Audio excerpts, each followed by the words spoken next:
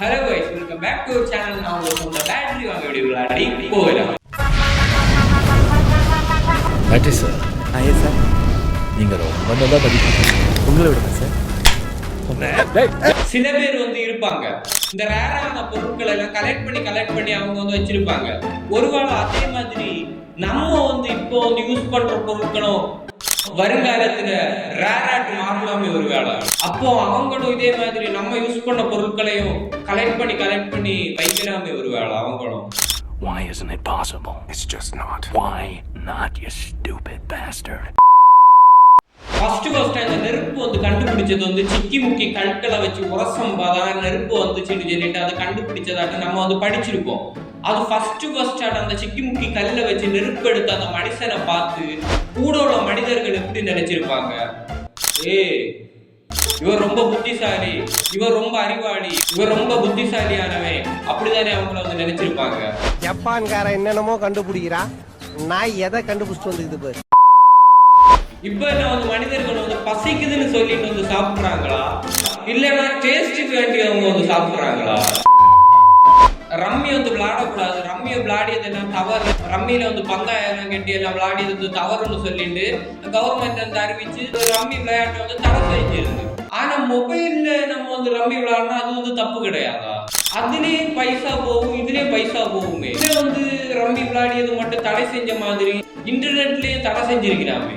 இன்டர்நெட்ல மட்டும் ஏன் விளம்பரப்படுத்திட்டு இருக்கிறோம், இன்னைக்கு விளையாடுங்க.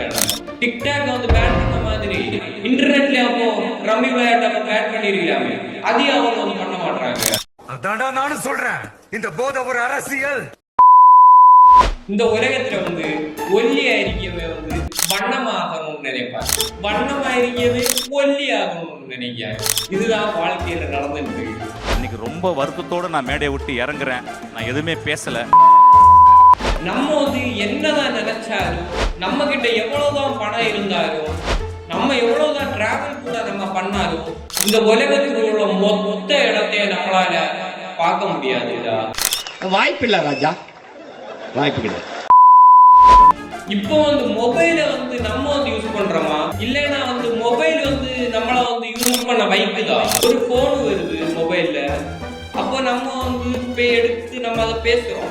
அப்போ அந்த போனு தானே நம்மள எடுக்க வைக்குது, அந்த போனை பேச எல்லாம் வைக்குது. ஒரு மெசேஜ் வருது, அந்த மெசேஜ் வந்தோட நம்ம போனு கிட்ட போறோம், அதுக்கு பேர் ரிப்ளை எல்லாம் பண்ணியும். அப்படி பார்த்தோம்னா போனு தானே நம்மள அப்ப கண்ட்ரோல் பண்ணுது. அப்போ நம்ம மொபைலை யூஸ் பண்ணியதோட மொபைல் தான் நம்மள யூஸ் பண்ண வைக்குதோ? கொஞ்சம் பொருடான் இருக்கு, பொருடா. ஒரு சில கோவில் எல்லாம் பாத்தீங்கன்னா, பெரிய கோவில் எல்லாம் பாத்தீங்கன்னா இது சிசிடிவி கேமரா எல்லாம் வச்சிருப்பாங்க. அப்ப அந்த சிசிடிவி கேமரா எதுக்கு வச்சிருக்காங்க? கோயில்ல உள்ள நகை எங்க ஏதாச்சும் திருட்டு போச்சு, எங்க திருட்டு போறவரை கண்டுபிடிக்க வேண்டி சிசிடிவி கேமரா எல்லாம் வச்சிருக்காங்க. அப்போ அந்த கோவில்ல உள்ள கடவுளால அதை தடுத்து நிறுத்த முடியாது. ஒருத்தர் திருடா வந்தானே அவர், அப்ப அந்த கடவுளால தன்னையே பாதுகாக்க முடியலன்னா அடுத்தவங்க எப்படி கடவுள் பாதுகாக்க முடியும்? இருந்தா தானே காப்பாத்துறதுக்கு. இருந்திருந்தா அவங்க பேர்லயே இத்தனை பேரையே அடிச்சு சாகுறாங்க. கடவுள் இல்ல, நம்மளை நாம தான் காப்பாத்திக்கணும். இதை நீங்க நோட் பண்ணிருக்கீங்களா? நம்ம மொபைல சார்ஜிட பிளக் பாயிண்ட்ல போய் நம்ம சார்ஜ் போடுவோம். அதுல பாத்தீங்கன்னா 5 ஹோல் இருக்கும். அதுல அந்த ஹோல்ல நம்ம போடம்பா 4 ஹோலை மட்டும் தான் நம்ம யூஸ் பண்றோம்.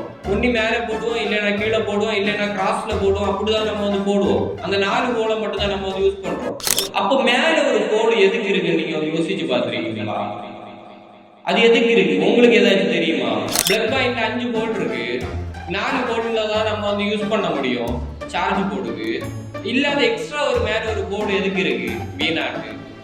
அது எதுக்கு இருக்குன்னு யாருக்காச்சும் தெரியுமா? தெரிஞ்சவங்க கமெண்ட் பாக்ஸ்ல சொல்லிட்டு போங்க. இத்துடன் இந்த வீடியோ விடைபெறுவது நான் உங்க சொந்த பேட்டரி. மீண்டும் ஒரு அருமையான வீடியோ நம்ம மீண்டும் சந்திக்கலாம். நன்றி, வணக்கம். மட்டமாவே